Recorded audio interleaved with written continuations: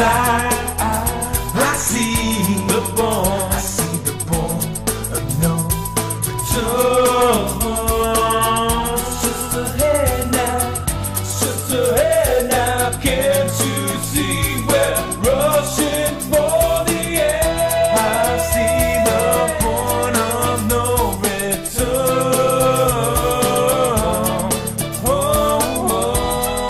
Now see the point of no return. It's just Well, good evening, everybody. It's 8 o'clock in the evening here on the East Coast. You'll have to check the clock in your part of the world. So in any case, good evening, afternoon, lunchtime, morning, depending on where you might be in the world. It's Monday again. Monday, June 30th, 2014. Last day of June. First 6 months of 2014 are gone.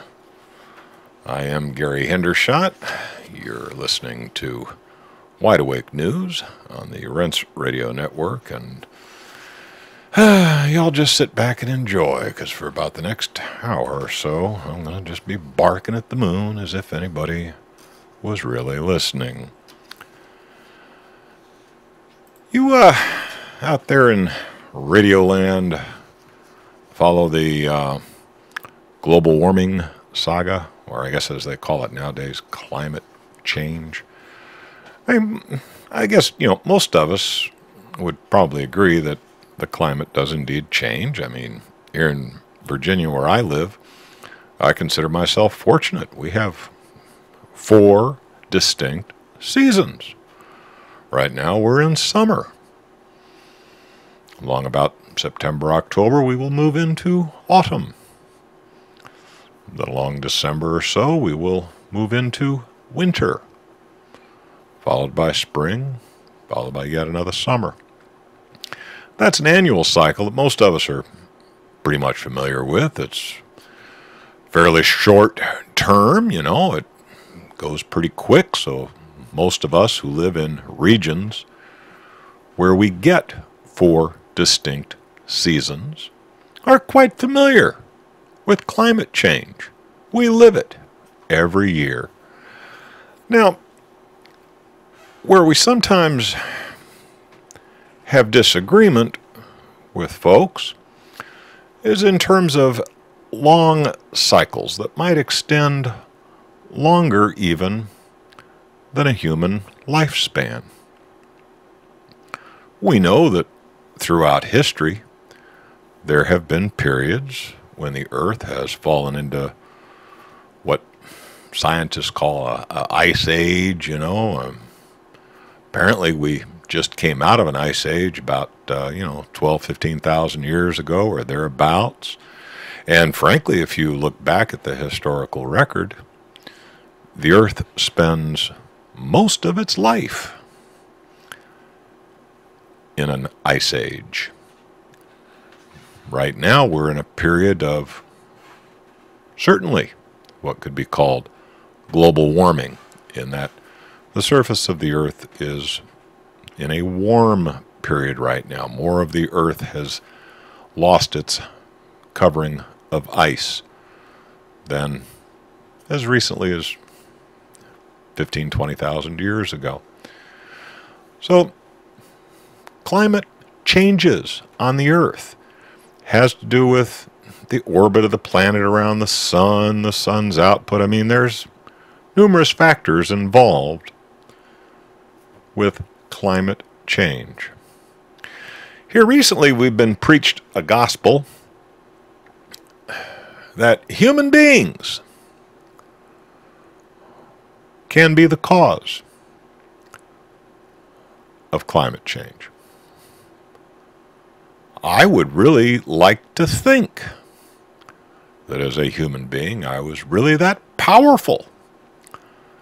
But in fact, I have grave reservations about the impact that human beings can have. Now, that's not to say that folks in L.A. don't really see this hideous smog that burns your eyes and chokes your lungs, because, you know, they're down in kind of a little bowl, you know, and the air doesn't circulate down there very well, so the pollutants that they generate with their production of electricity and their automobiles and so forth tends to kind of linger in that area and concentrate. Surely there is a localized human-caused weather event going on in LA. The Chinese have a very similar situation in Beijing. It's really gotten bad over the last 10 years or so. So that's not to say that human beings can't have a localized impact on weather. But when you start blaming human activity for global climate change, that stretches credulity. That really does stretch credulity. But, you know, there are government agencies that seem to be pushing this idea that human beings can have an impact on global climate. Most recently, in kind of a humorous episode, the National Ocean and Aeronautics Administration, you know, they're the folks who run the weather satellites and keep track of weather events on the surface of the earth. They came out with a report swearing up and down. It was on their website that, let's see, was it July? Yeah, it was July of 2012. July of 2012 became the hottest month on record in the U.S.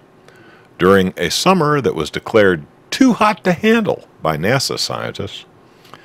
That summer, more than half the country was experiencing drought and wildfires and scorched more than 1.3 million acres of land. According to NOAA's National Climatic Data Center,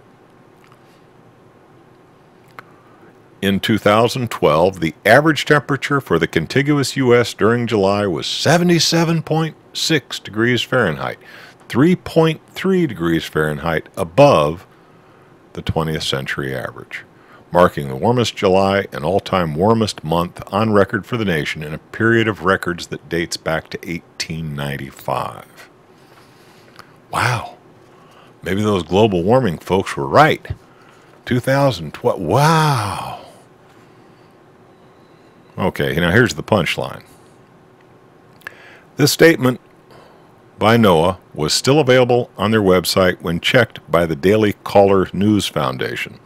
But when meteorologist and climate blogger Anthony Watts went to check the NOAA data on Sunday, that's just this past Sunday, he found that the science agency had quietly reinstated July 1936 as the hottest month on record in the U.S. See, these statistics produced by people like NASA and NOAA and these academic so-called authorities are used by those who would proselytize that humans are causing global climate change. So, if the statistics do not support the desired argument, it's very convenient that the statistics be modified. And that is the trend that those of us watching this have seen over the years. We've seen repeated instances where statistics and historical data have been manipulated to support the desired agenda, proving that human beings are the cause of global climate change. Now, we had astronomers talking about, oh yeah, okay, 10 years ago the ice shelf in Antarctica and the ice shelf in the North Pole were starting to recede. Yeah, we could see it, we could measure it. Well, the interesting thing was it was happening on Mars also. We could see the polar caps on Mars receding at the same time that they were receding here on Earth. More recently, the ice shelves have started to grow again, indicating that, if anything, the Earth is once again beginning to cool off. What we may be seeing here is we may be seeing a cycle, maybe somewhere between 70 and 80-year cycle that we're not really that familiar with. Keep in mind, we've only really been recording accurate statistics on such things since the late 1800s. So we've only got about 120, 130 years of history to look back at. Some of the cycles involving the rotation of the Earth and the output of energy from the sun, for all we know, could run into thousands and thousands of years. Nobody's really been looking at it that closely. So what's the bottom line? Are we all going to burn to a cinder? Or are we going to turn into an ice cube? Frankly, I'm not sure.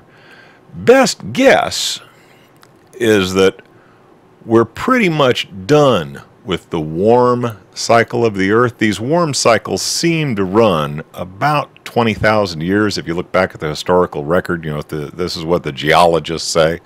The geologists say, there's a warm cycle for about 20, 25,000 years.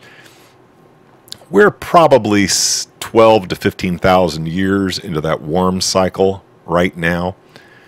Chances are, if history's to repeat itself, as the geological record would indicate, the Earth is going to move back into an ice age, probably within the next few thousand years, maybe sooner. We don't really know for sure. We're guessing based on the historical record.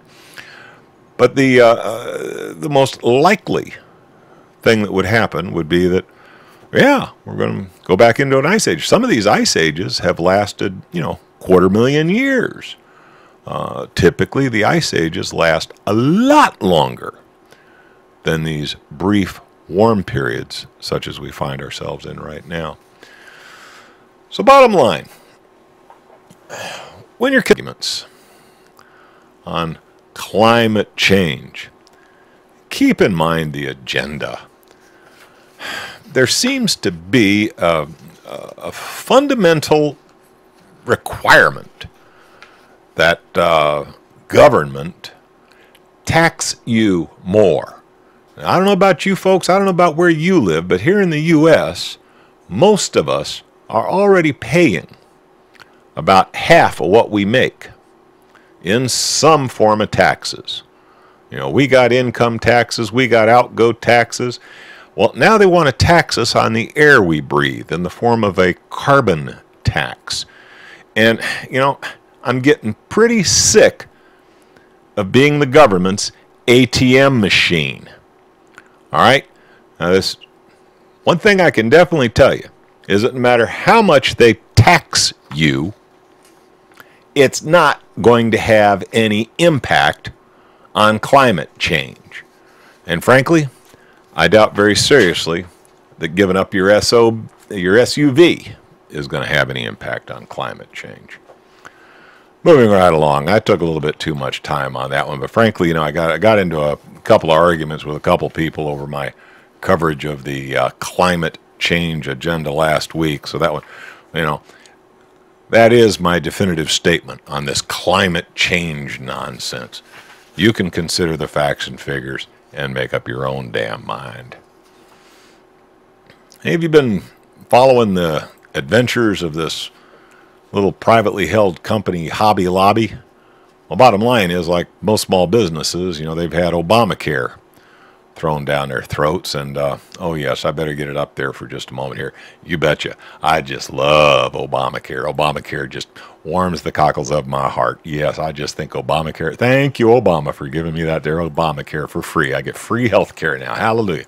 Well, anyway, the small business Hobby Lobby decided that they did not wish to have to pay for reproductive services, basically birth control and abortions, as part of their corporate health care plan. But Obamacare requires that your health care include provisions for birth control pills and abortions, even if you're a single male. Never mind, but it's in the law, okay? Well, Hobby Lobby went all the way to the Supreme Court with their argument and said, no, listen, you know, we've got moral convictions here. You're asking us to ignore our religious faith, and, you know, we do not wish to be involved in anything about abortions or birth control because we have religious belief against such nonsense. In a rare ruling that came down in favor of such a thing, the Supreme Court has determined that Hobby Lobby shall not be arm-twisted into providing reproductive services as part of their health care plan. Now, let's see if they're actually able to find a plan in the market that excludes such coverage, because, you know, all the darn insurance companies have modified the plans they offer to be consistent with the requirements of Obamacare, which is why I can't get the major medical plan that I would be willing to pay a fair price for. I tell the insurance company, look, I'm willing to self-insure for the first $5,000 so I'm not going to go to the doctor with a freaking hangnail. I will go to the doctor if I have something really serious wrong with me, if I am seriously injured or seriously ill. So, Mr. Insurance Company, you're off the hook for, you know, any hangnails or little small incidences. You know, if I get the sniffles, I'll pay for it, cash out of pocket. Okay, I don't want this damn cradle-to-grave thing like they're jamming down my throat with Obamacare. But I can't buy such a plan, even though I've got the money in my hand and I'm willing to buy it. No insurance company will sell me such a plan because it's not in keeping with the rules and regs of Obamacare. Now, what the hell kind of free market is that? Yeah, that's bullshit. But, you know, my opinion, and $5 gets you a cup of coffee at that fancy yuppie coffee place that charges too much for coffee. But that's neither here nor there. It appears that Hobby Lobby, based on their religious conviction, will not be forced to subsidize medical procedures that they find to be an abomination under Obamacare, if they can find an insurance provider willing to sell them the policy. And a side note, only Hobby Lobby has been decided. This cannot be used as a precedent for other companies. That was made clear by the Supreme Court. And in the dissenting view, Supreme Court Justice Ginsburg called the ruling radical. The Supreme Court on Monday weakened Obamacare's controversy, but in a blistering 35-page dissent, Justice Ruth Bader Ginsburg, you've seen her, she's the really ugly one on the end here. I mean, the one that looks like she came out of, you know, Bride of Frankenstein. Anyway, Ginsburg, joined by Justice Sonia Sotomayor, lambasted the majority opinion delivered by 5 male justices as a decision of startling breadth that would allow corporations to opt out of any law they judge incompatible with their sincerely held religious beliefs. That was the dissenting opinion on that one. What do you think? In a related story, the question is being asked, will the Supremes apply cell phone privacy to metadata collection? You know, in one of the most significant Fourth Amendment rulings ever handed down by the Supreme Court, all 9 justices agreed in an opinion involving 2 companion cases that the police do indeed need a warrant before reading data on cell phones of an arrestee. Okay, so they've arrested you. They got your cell phone. They want to see who you've been talking to, who you've been texting, and who you've been taking pictures of, especially if you got some good pictures of your significant other on there that you're tucked away. Nope. Warrants are needed to search cell phone data. The question being asked, will that ruling apply to the NSA and their collection of metadata on everyone? Thinking people want to know, what will the Supremes consider? That case is coming before the Supreme Court, probably this time next year. But until the Supreme Court rules, the NSA will do what they damn well please. And those boys have a history of ignoring the law if it suits them. I'm hearing the music very quiet in the background, so I'm going to have to slide out of here while the studio sells some goods to keep the lights burning. So you all stand by. I'll be back right after these important commercial announcements.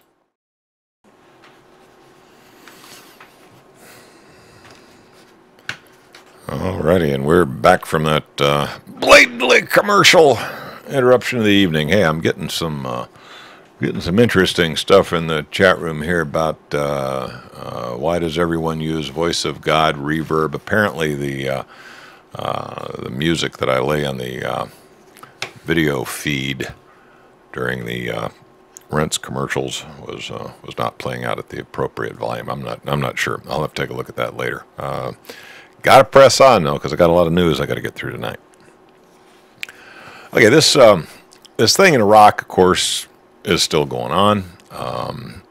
I've heard a lot of different back and forth about what's going on there. I mean, best information I've heard so far would lead me to believe that this ISIS or ISIL outfit that is supposedly the new boogeyman who's given us all this trouble in Iraq are actually the same guys that we armed and helped go over to Syria to kick Assad's butt. But they found the fighting in Syria. Well, yeah, that was like work, man. Those guys were kicking our ass, and they decided it'd be easier just to go over and make some trouble in Iraq. Problem is, mission was supposed to already have been accomplished in Iraq, and now these boys are making us look bad. There's another side of this argument saying that this is all part of the grand chess game, and that what's really going on here is that ISIS or ISIL, whatever they're calling themselves this week, the new boogeyman, the new Osama bin Laden, the new Al-Qaeda, the new and improved Al-Qaeda, the even more deadly and dangerous Al-Qaeda. Oh my God, they're hiding under my bed. But anyway,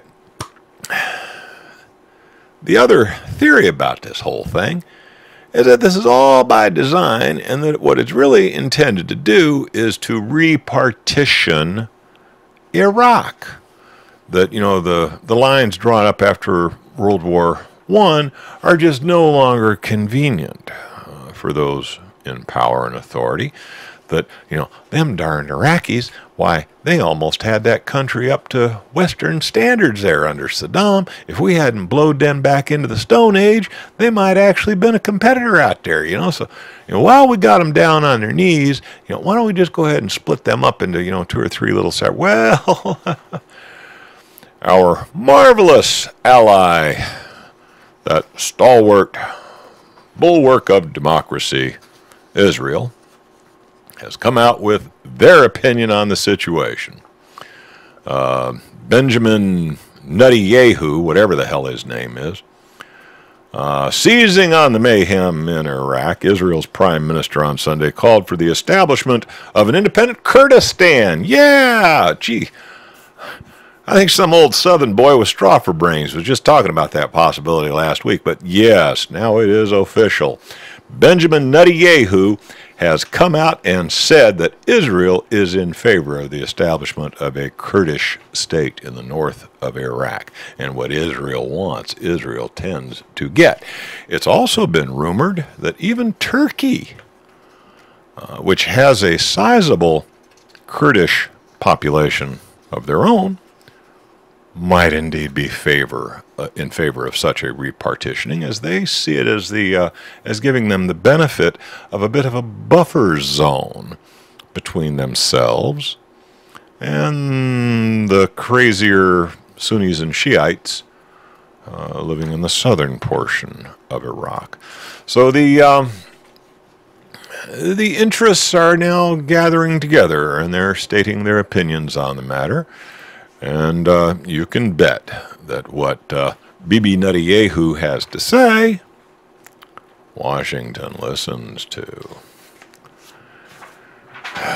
Gotta love those campaign contributions made with your tax money. Why the hell do you think billions of dollars every day, billions of dollars every year, not every day, thank God, billions of dollars every year get sent to Israel in the form of foreign aid, much of which comes right back to us is in the form of campaign contributions through front organizations like AIPAC, which do not have to declare themselves as agents of a foreign freaking government. How the hell do they get away with that?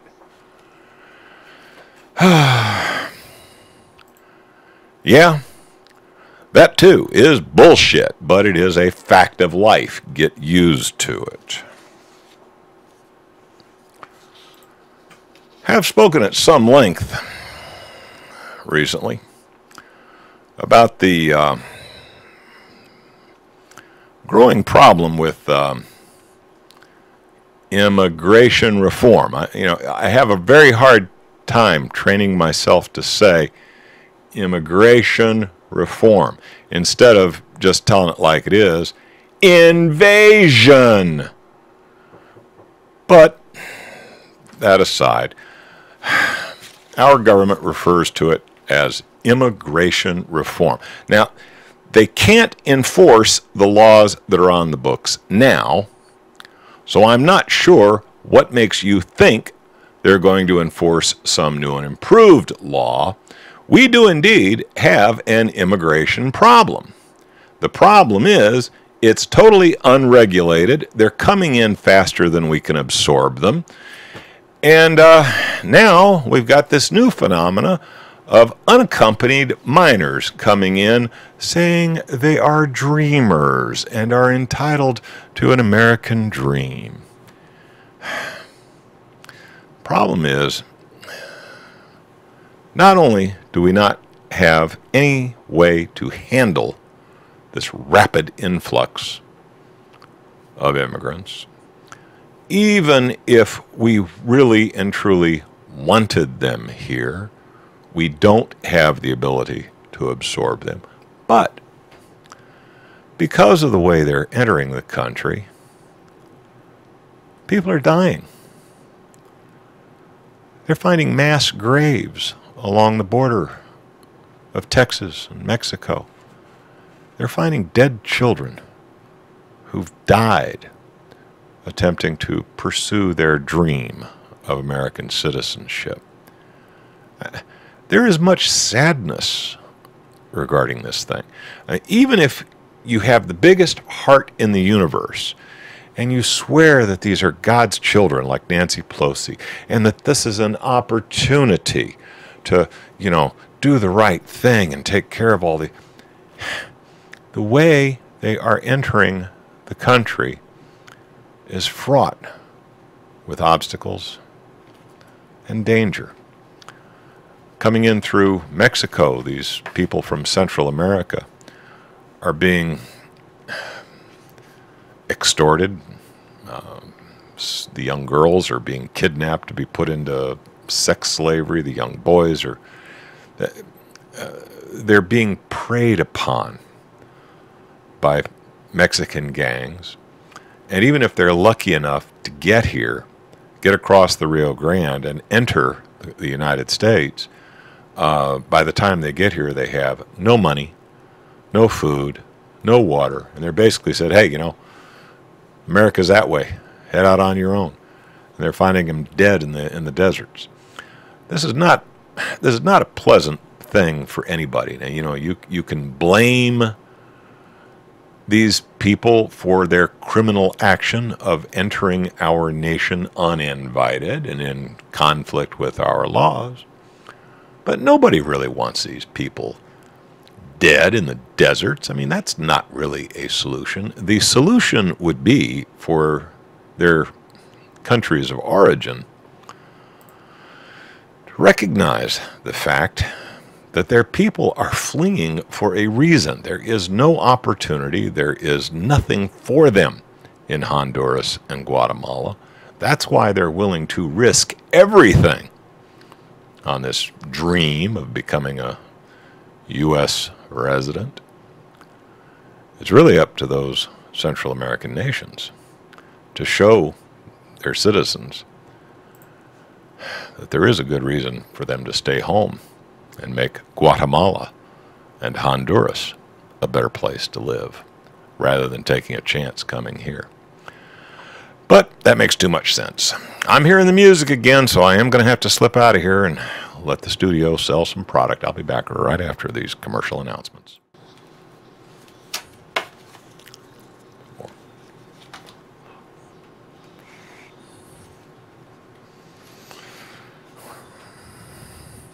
All right, well, okay, that bumper's a little longer than I would like. Let's see here. I got about 12 minutes to get through a bunch of articles here. Let's see how much of this I can get through.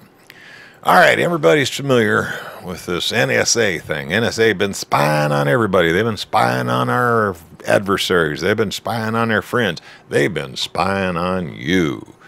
And we can thank a fella named Snowden, a whistleblower type, who came out with some inside scoop. Now, to be honest with you, everybody I know was familiar with the fact that the NSA was doing this stuff, going back to, the carnivore systems back in the 1990s. I mean, everybody knew that the NSA was grabbing up everything they could get, but we didn't know the names, dates, places. The Snowden put icing on the cake, so we got a lot of the dirty details that we didn't know. So you got to give him credit for that, okay? Edward Snowden did indeed provide a service to the American public as well as the world by letting them know just to what degree the NSA was doing this stuff. Now, a lot of you, like me, they're sitting back saying, okay, yeah, I know they're spying on me. What am I supposed to do? I'm dependent on my cell phone. I'm dependent on email. I would have a very hard time earning my living if not for my email systems and my cell phone systems and some of the technological wonders of the modern world that make life what it is in the United States and Europe today. So I can't give up my cell phone. I can't give up my email. I'm stuck. I wouldn't be able to make a living. So what the hell am I supposed to do? It's kind of frustrating for a lot of us. We don't want to be spied on. Frankly, it's none of their damn business. And, if they were sensible, honorable human beings, they wouldn't be so bloody interested. If there's a damn good reason, if they have a reason to suspect that I might be guilty of some criminal activity, let them do the same as police departments have done ever since the Magna Carta. Let them go before a judge, state their case, and get a warrant. Okay? In the warrant, they have to spell out what it is they're looking for and where they expect to find it. Okay? Real straightforward. And they have to show some probable cause for the judge to issue that warrant. But no, these guys have taken it upon themselves just to use a very large net and scoop up everything. So that if 6 months from now you become a person of interest, they can go back, a year's back, 5 years back, whatever, and see who you've been talking to. So now everybody that because you're a person of interest, everybody you've talked to over the last 5 years might be a person of interest too. So you might be caught up in a dragnet that involves one of these 6 degrees of separation scenarios where somebody knew somebody who happened to go to lunch one day with a guy who's suspected of being a drug dealer. All of a sudden you're implicated, and they're sniffing through your stuff, trying to decide who you've talked to over the last 5 years, and they become part of the dragnet. Do you see where this is going? Do you see where this is going? This is why this NSA thing is so damned creepy. They're using a very large net to try to find what they refer to as terrorists. Well, seems Greenpeace and some of their supporters have figured out one way to stand on their soapbox and bark at the moon. Yeah, they've apparently painted up a blimp in fancy colors, but you know, NSA spying going on here, and they're hovering this thing right over that big NSA center out in I guess it's someplace out in Utah. You know, this place that uses more water than half of Utah, and it's, you know, as a method of protest, I got to hand it to them. Okay, am I a big fan of Greenpeace? No, they've done a lot of stuff I think sucks, but you know, even an idiot sometimes comes up with a really good idea. And on this one here, I got to give them high marks. You know, I mean, people have been using blimps for advertising purposes for, you know, ever since I was a kid. I remember the Goodyear blimp going by. I said, Goodyear, man, I bet they make some good tires. Well, these guys have got their NSA spying going on right here, hovering right over their data center. And I just think that is the greatest thing since sliced bread. More power to you, Greenpeace. All right, I'll send you $10, damn it. It's been a long time since I gave those boys any money. You know, if they spend it on helium for their blimp, they can have it. Oh my God, I got to get through this stuff. I got a lot to go. Let's see. Yeah, the U.S. relies on law from governments which don't even have a constitution to justify assassination of U.S. citizens by drone. Did you remember that guy Alawaki? He was an American citizen, and he was over in Yemen or something like that, and they sent a drone in with a Hellfire missile, shot a Hellfire missile up his butt, and now, this guy was an American citizen, okay? Now, granted, he said a lot of things I don't agree with, and from my point of view, he was a little bit of a kook, but, you know, here in the United States, we're supposed to have a certain amount of respect in that, you know, you're allowed to be a kook as long as your being a kook doesn't impact anybody else. So if this guy wants to stand on a soapbox and say George Bush is an SOB, and you know, his mother wears combat boots, he should be allowed to do so. Okay, he was an American citizen, but you know, for being described as a Muslim a terrorist or whatever, he got a Hellfire missile shot up his butt, and then they went and turned around and killed a 16-year-old kid. Just on general principles. Well, you know, it's all come down. You know, what the hell's your legal justification for blowing up an American citizen who has never been tried, never faced charges, never faced his accuser, never gone before a jury? What is your legal justification for doing this, Mr. President? Well, you know what their legal, it finally came out. You know what their legal justification was? Well, Israel says we can do it, and Britain's done it once or twice. So, you know, based on that, you know, we consider that, you know, part of international law. And yeah, we're going to, yeah, that's our job. Huh? Wait a minute. This is the United States of America. Okay? I don't care what Israel does. I don't care what the UK does. This is the United States of America. The United States of America is either a nation of laws or not. Make up your mind. You can't have it both ways. If this is not a nation of law, then what law should I be bound by? Should I really have any respect for what you say is law if you don't abide by the law yourself? Okay, it comes from the top. Now, if I can't expect the top to obey the law, why should I? I think that's a fair and reasonable question. Another interesting piece in the news. People in the chat room seem to like discussion of finance. Did you know that Governor Jerry Brown has apparently signed into law a bill making alternative currencies, including Bitcoin, lawful in the state? Apparently you can pay your California. They're so desperate for tax money out there. I don't know. They'll take some of that green stuff from Colorado, especially Jerry Brown. He'll take some of that green stuff from Colorado in payment of your taxes, the way things are going in Colorado right now. But yeah, it's an interesting item in the news. So if those of you who are on the Bitcoin bandwagon, apparently the state of California has now made Bitcoin legal tender. You can pay your various California tax obligations with Bitcoin. Interesting. There's got to be some Federal Reserve guys absolutely going spastic over that. I mean, can you see those guys at the Federal Reserve? What? You can't do that. We don't get our cut. Wait a minute.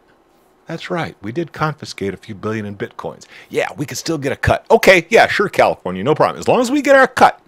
As long as we get our VIG on the deal. Okay? This is like the mafia. As long as they get a piece of the action, everything's cool. But you cut them out of their piece of the action, they're going to send Louis the Leg Breaker by to pay you a little visit. Argentina must pay Argentina is about to default. Have you heard that? Have you heard that? Argentina is about to default again. Yeah, they defaulted once before. Today is the day that Paul Singer and his Elliott Capital Management team have been waiting for, thanks to the Supreme Court of the United States decision. As Bloomberg reports, Argentina is poised to miss a bond payment today, putting the country on the brink of its second default in 13 years. Interesting. Amid all this, Argentina's Merval, that's their stock exchange, if you will, remains near an all-time record high.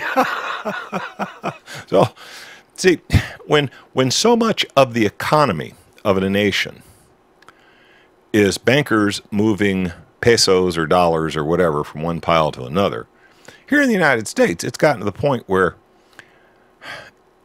a majority of the financial transactions that take place in the United States that contribute to what is reported to you as the gross domestic product, the majority of that GDP revolves around bankers moving money from one pile to another. No goods are ever produced. None of that money ever trickles down to little guys like you and me. It's all being traded back and forth between bankers in little private secret transactions, which they do not pay any taxes on. And that's also what's going on in Argentina. They are using the U.S. as their financial model. So even though the Merval, their stock exchange, is at an all-time high because bankers are just trading money back and forth like crazy, the government has no taxes to pay on this bond. And average Joe Argentine is suffering a good bit more than you are. Instead of the, $9 for 3 pounds of coffee that you're paying, even though he lives right next door to coffee, he's paying like $15 for 3 pounds of coffee. Okay? Even though he lives in a beef-producing nation, he's paying more for steaks than you are. You get Argentine beef cheaper than he does. But they still can't pay on their bond. So it looks like Argentina is yet again going to default. I got a couple minutes left here. 50 VA hospital workers claim retaliation for blowing the whistle on the horrors they saw. Yeah, the Veterans Administration. Remember that one? Remember the Veterans Administration? Well, the only reason we know about the Veterans Administration is because a lot of very brave insiders came forward and said, hey, this ain't right.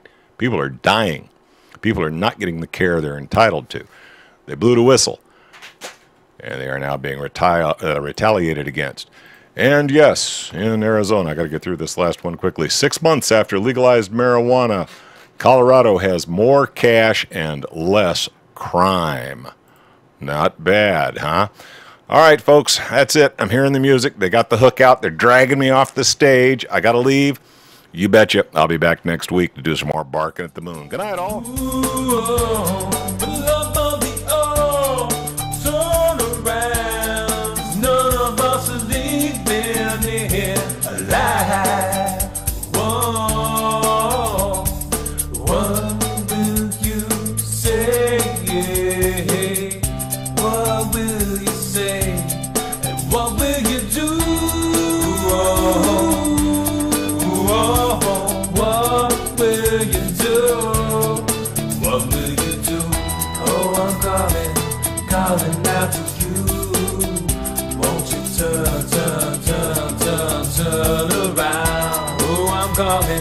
Calling out to you. Won't you turn, won't you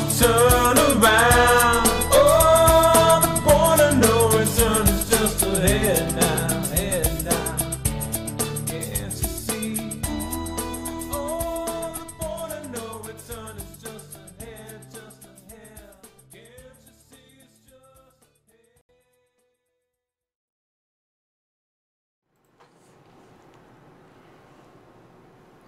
ahead? All right, let me see if I got all my settings here.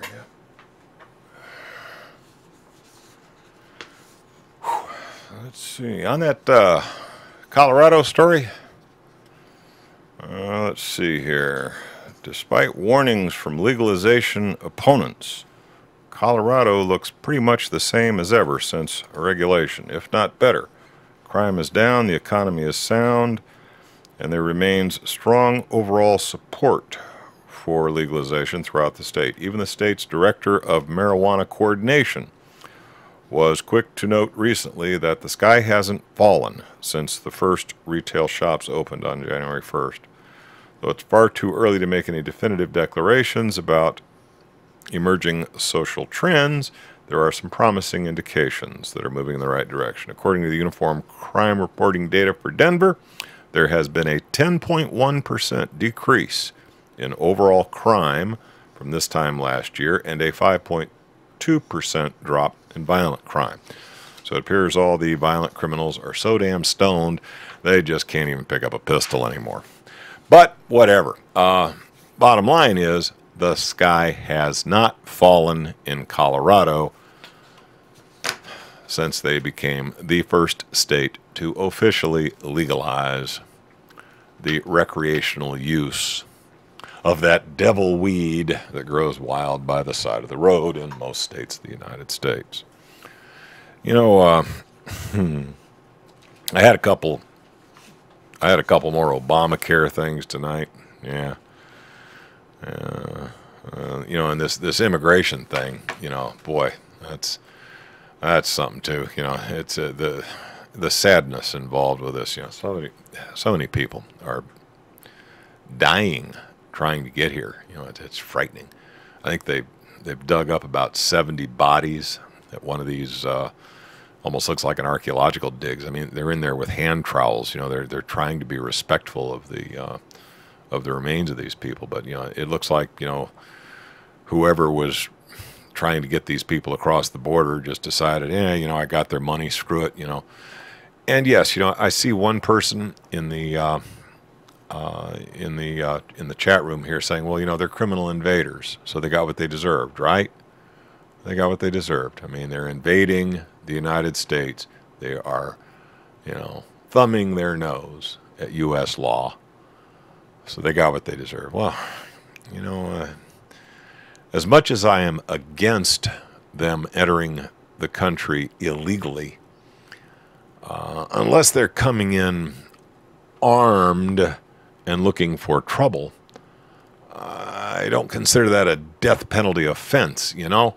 I mean, hey, if they're coming across the border carrying a gun and some grenades and they start shooting up ranchers, you damn right, shoot back and shoot for the head, okay? Now, that's an armed invasion. That should be met with force. But in the case of, you know, these illegals coming across, you know, most of these are thirsty, starving, half-naked, poor people who are absolutely desperate. You know, they need to be showered, shaved, fed, put on a bus back home. Okay?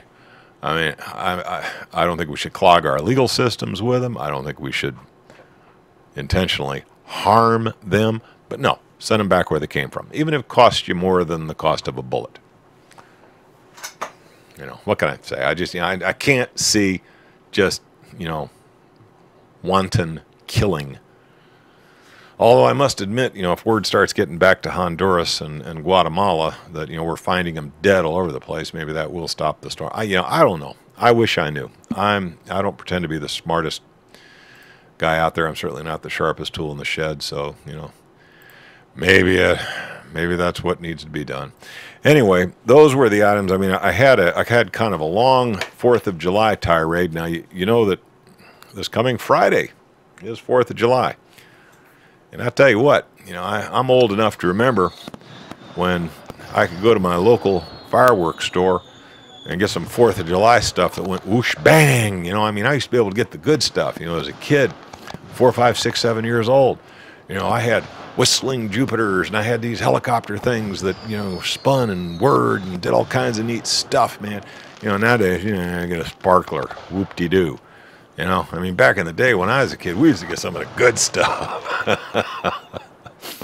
But then, you know, I don't know, somebody blew their finger off or something, and, you know, a bunch of little old ladies in tennis shoes came by and kind of ruined 4th of July for the young kids like me. Now, of course, as I get older, I start to have some understanding of the significance of Independence Day. It's no longer just, you know, the 4th of July, fireworks, you know, Doobie Brothers, you know, let's have a party, let's have a cookout. You know, it's no longer just that. It's now a solemn remembrance of the battle fought by our forefathers to gain independence from British rule. And as you get to be my age and you start looking back, you start wondering, well, you know, gee, you know, how much of that original independence that people fought so hard, died for, and suffered to gain, how much of it do we still have? And, you know, my little 4th of July tirade for tonight's episode, if I had had time to get it out there, was to remind folks just what the significance of the 4th of July truly is, and perhaps encourage you to stop referring to it as the 4th of July. And let's get back to calling it Independence Day, the day we kicked Brits' ass and formed an independent nation where the individual was supreme and the rights of the individual would not be trod upon, even by the majority. This is not a democracy. The United States is not a democracy. It was formed as a constitutional republic to specifically guarantee the rights of each individual. Frankly, as long as your exercise of your rights doesn't interfere with the rights of another, you should be able to have at it. Now, as soon as you step on somebody else's toes, there should indeed be a sheriff handy to kick you in the ass.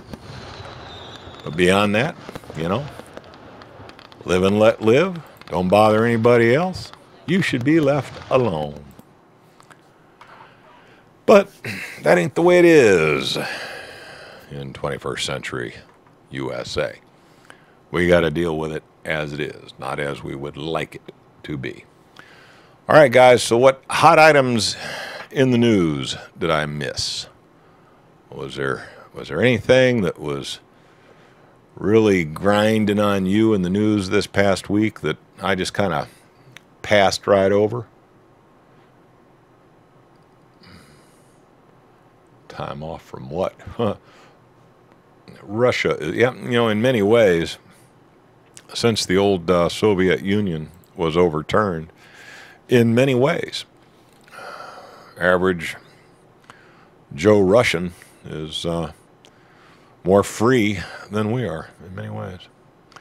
Britney Spears, Lady Gaga, you know, to be honest with you, Zero, I don't even keep up with that. Dead bankers, you know, bankers falling over dead is becoming kind of a national pastime. I understand that, you know, 5 have died in the last 20 days. The last one by a hit and run. He was riding his bicycle and got knocked over.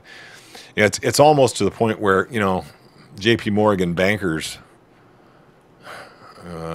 finding their way to an early demise is not even news anymore. That's just, you know, that's just the norm. Hard to say.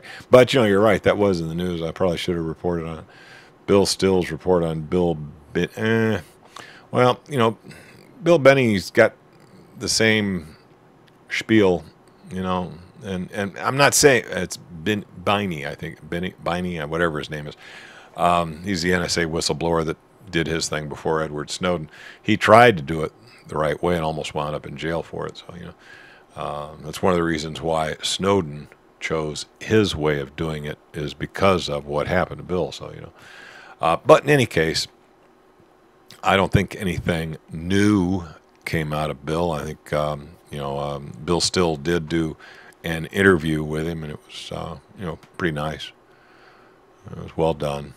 Suicide by nail gun, yeah, yeah, nail gun. Have you ever tried to use a nail gun? I mean, I've used them. They're pretty nice, but the darn thing weighs about 25 pounds, and to get it into position right at your medulla oblongata and pop off, what'd they say? 5, 6, 7 rounds. Man, you got to be determined. You got to be one determined SOB. But, what the heck. Russia sending jets to Iraq. Well, actually, Iraq was scheduled to buy some jets from the U.S., and basically because the U.S. has been snubbing Maliki. They've been telling Maliki, the guy, the head poobah in charge of Iraq this week, they've been trying to get him out of there. He got pissed off and he canceled the deal with the U.S. to buy these jets, and instead, just to snub the U.S., he bought some used jets from Russia, and I think he bought some from Iran too. I understand they just received the first group of them. I'm not sure what good those things are going to do in this fight against ISIL. I mean, those guys are, low tech, no tech. I mean, to them, high technology is a Humvee. So they don't have any jets to send against Iraq anyway. These jets that they're buying from Russia and from Iran are really most useful in air interdiction, and they're interceptors. I mean, if you got somebody coming in to bomb your cities with bombers, these things are designed to go intercept bombers. They're not really much good for close-in support, the kind of job that our A-10 Warthog would do. That's really what you need to go up against these guys, ISIS or ISIL, whatever they're calling themselves. So in their current situation, if the Iraqi government was going to buy equipment specifically to go after this current group that's giving them trouble, they'd be looking for some A-10 Warthogs or maybe the Russian equivalent thereof. They wouldn't really be looking for fighter interceptors. So I think that whole deal with Iraq buying these Russian jets is more to thumb their nose at the U.S. I mean, the Iraqi government is pissed off at the United States because the United States is really not supporting them and coming to their aid like was promised. They're kind of leaving them hanging out there to dry, and they're pissed. Okay. I guess Zero Fossil Fuel is going to bag it for the evening, and I can't say as I blame him. I'm a little over my allotted time at this point. Any other hot items in the news that I missed, guys? Because I tell you, I should really be shutting this thing down so I can do my edits and get it all posted up to YouTube and all that good stuff.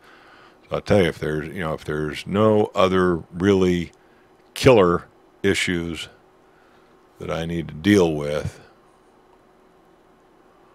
Shubas is still here. Yeah. Targets for the drones. Yeah, fighters, yeah. Let's see. Will IS flood Baghdad control 3D? They may get control over a couple of those dams. I don't know. My crystal ball is not that clear. To be honest with you, I think they've progressed a lot closer to Baghdad than I would have bet they'd ever get. They're not able to make any moves up into the north because the Kurds are just giving them hell. Every time they try to enter Kurdish territory, the Kurds are just tearing them up. And you've got the Shiite militias in the south that are pretty well entrenched in Baghdad, and but they're kind of like neighborhood oriented. It's like you gang together with a whole bunch of your neighbors, and you're all out there thumping your chest, carrying your Kalashnikovs and wearing your helmet and talking tough. But in reality, you're not going to go out of your neighborhood. You're going to make sure that your wife, your kids, your neighborhood is protected. You're not going to gang together with a bunch of other neighborhood mobs and go up the way 50 miles to face off against ISIS. Now, unfortunately, that's the way things have been organized so far on the Iraqi side of this thing. You got neighborhood watch on steroids, You know, the guys, you know, they're getting together, they're protecting their neighborhoods, okay? There are areas of Baghdad that ISIS would not even try to get into because your son's bitches in there will kick their ass, all right? But the problem is getting them organized and motivated to move forward in a unified force to confront ISIS. So far, Iraq has failed to put that mobilization together. I thought they'd have it done by now. I really did. I didn't think ISIS would get anywhere near as close to Baghdad as they are right now. So how's that going to turn out? Tell you the truth, I really don't know. My crystal ball just is, you know, I can take my wag, my wild ass guess, but that would be all it would be. Well, I tell you, I got to blow out of here, guys. I do need to get my edits done and get this posted. I've still got quite a bit of work to do before I can go to bed yet tonight. So I'm out of here. Y'all have a good evening. I'll talk to you again next week.